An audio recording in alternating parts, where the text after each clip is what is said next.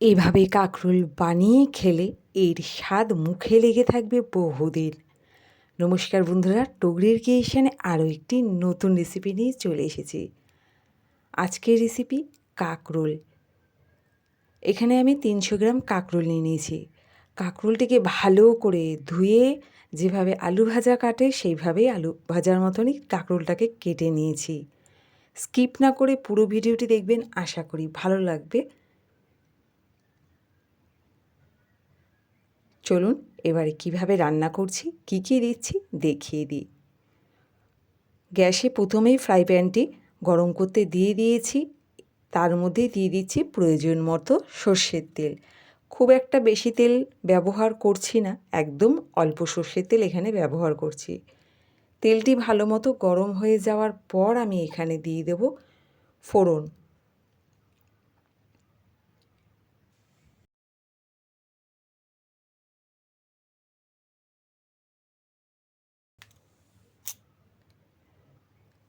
ফোড়নে আমি এখানে কালো জিরে ব্যবহার করছি। ফোড়নটি একটু ভাজা হয়ে যাওয়ার পর এখানে দিয়ে দেব কেটে রাখা কাঁকরোল। কাঁকরোলগুলোকে ভালো করে কিন্তু ছাড়িয়েও নিয়েছি, দেখতেই পেয়েছেন, বুঝতেই পেরেছেন হয়তো। 1 থেকে 1.5 মিনিট ভালো করে অল্প আঁচে কাঁকরোলটাকে ভেজে নেব।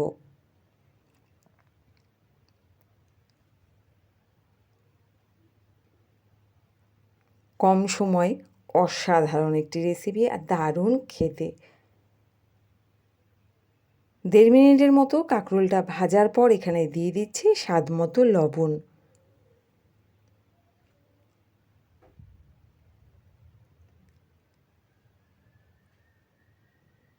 লবণ দেওয়ার পর এর মধ্যে দিয়ে দেব প্রয়োজন মতো হলুদ। আমি এখানে একদম অল্প হলুদ ব্যবহার করছি। লবণ আর হলুদটি দেওয়ার পর ভালো করে কাঁকরোলের সাথে এবারে ভেজে নেব। আরও কিছুক্ষণ এইভাবে কাঁকরোলটিকে ভেজে নেব। দেশ বিদেশ থেকে যে যেখান থেকে ভিডিওটি দেখছেন, ভালো লাগলে অবশ্যই জানাবেন আজকের এই নিরামিষ কাঁকরোল রেসিপি কেমন লাগলো।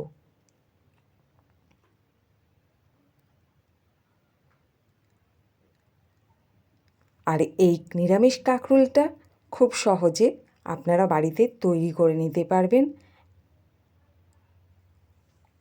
এভাবে অল্প আছে আমি ভালো করে কাঁকরোলটি ভেজে নিয়েছি।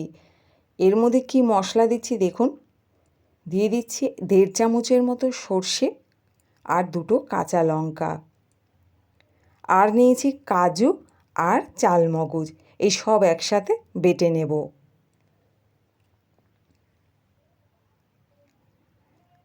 কাঁকরোলটা ভালো মতো ভাজা হয়ে গেছে। এরপর আমি দিয়ে দিচ্ছি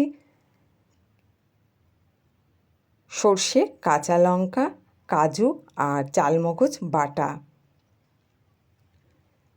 1 থেকে 1.5 মিনিট ভালো করে কাঁকরোলের সাথে মশলাটা এইভাবে নাড়িয়ে নেব। বেশিক্ষণ মশলাটাকে নাড়াবো না, যেহেতু সর্ষে রয়েছে। একটুখানি নাড়িয়েই জল দিয়ে দেব।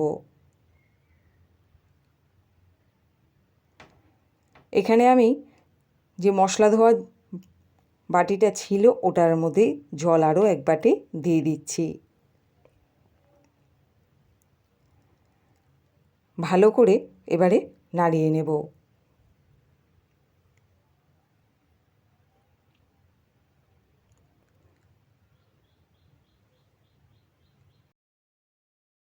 কাঁকরোলের এই নিরামিষ রেসিপিটি আপনি ভাত, রুটি, পরোটা, মন যা দিয়ে চাইবে তা দিয়েই খেতে পারবেন। আর অসাধারণ একটি নিরামিষ রেসিপি। যারা নিরামিষ রান্না পছন্দ করেন তাদের বলবো ঝটপট এই কাঁকরোলের রেসিপিটি বানিয়ে নিতে। এখানে আমি আরও কিছুটা জল দিচ্ছি,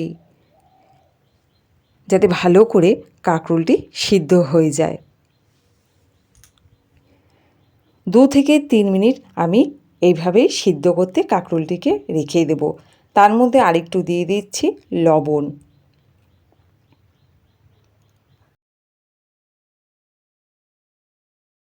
লবণ দেওয়ার পর এভাবে আরও কিছুক্ষণ নাড়িয়ে সিদ্ধ হতে রেখে দেব। খুব সহজে এই কাঁকরোল রেসিপিটি তৈরি হয়ে যাচ্ছে।